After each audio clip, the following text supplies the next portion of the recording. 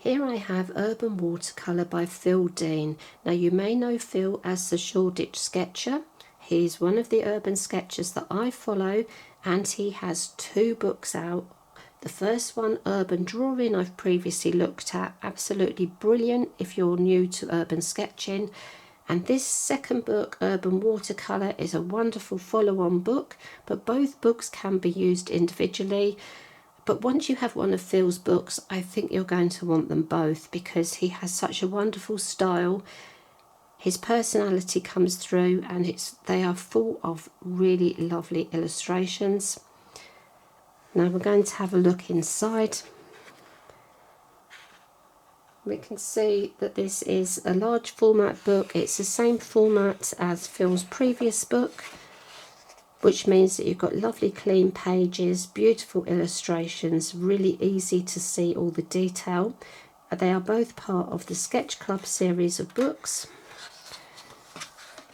And we have, first of all, the introduction. We've got the basic equipment. Chapter 1, Urban Drawing 101. Chapter 2, Loosening Up. Chapter 3, Getting Started with Watercolour. Chapter 4, Taking Your Watercolour Further, and Chapter 5, Finishing an Artwork. So we have a lovely introduction by Phil here. Now Phil mentions that he unexpectedly fell in love with watercolour while he was writing this book, and I think that's really nice that he shares the personal information with you. We have all of these beautiful sketches. I think they really are lovely. Now we move on to equipment and materials. We have the importance of waterproof ink, different types of pen and ink, pencil types, brushes, watercolour sets, paints, the importance of what to put in your bag when you're out and about. We have some alternative materials and methods here, such as watercolour markers and brush pens. And then we move on to the watercolour book, which obviously your surface is very important. And Phil talks about the importance of the size of the sketchbook, the surface of the paper inside your sketchbook, the different bindings, the shape of the sketchbook, coloured paper. And I love this watercolour book rule number 1, there are no rules. But so Phil will give you lots of advice, lots of guidance, and he basically always says there are no rules but plenty of advice. But when I turn the next page, there is something here. Now obviously don't take this too seriously.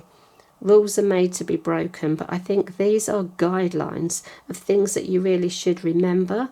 So do get excited, do sit comfortably, do work fast, do make mistakes, don't be scared, don't stop, don't be precious, and don't forget to have fun. So all really good advice. And then we move on to the Urban Drawing 101, where we cover perspective, measuring, composition and scale, lines, putting drawing theory into practice. And we have an exercise here. There are a total of 15 step-by-step exercises in this book, and to get the full benefit of the book you really do need to start at the beginning and work through.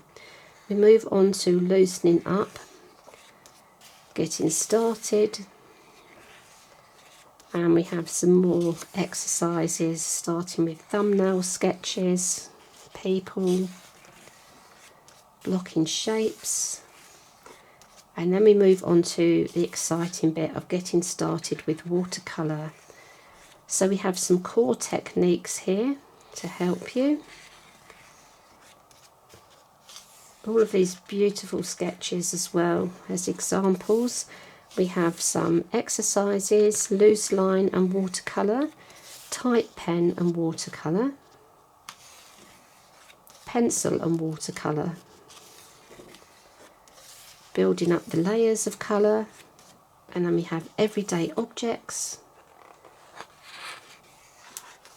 an exercise on everyday objects. We've got townscape, greenery and people, and taking your watercolour further. So here we have some more advanced techniques for you to try. Again, these beautiful illustrations.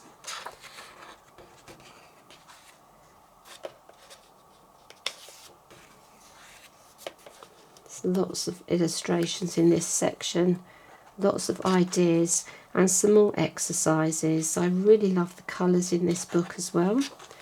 Anything but flat. Playing with creative license, which Phil talked about in his previous book as well. Cut loose. It's all about detail. Now we have here what to leave out. Just watercolour, so we don't have any outlines, any lines here with pen or pencil, just straight in with the watercolour. And no lines exercise. And then finishing your artwork. How to know when your work is finished, when to stop. Again, the beautiful illustrations. It's all in the detail, depth of colour, sharing your work and urban sketching groups. And then we have the picture of Phil, another lovely illustration on the back cover. So this book I think is really lovely. As I've mentioned at the beginning, if you're completely new, it would be great if you start with urban drawing and move on to this book, but you can use both books independently. The other thing I really love about this book, Urban Watercolour, is the lessons you learn can be applied to other subjects. So if you just want a really easy to follow book that's full of really practical advice and guidance, I would look at Urban Watercolour.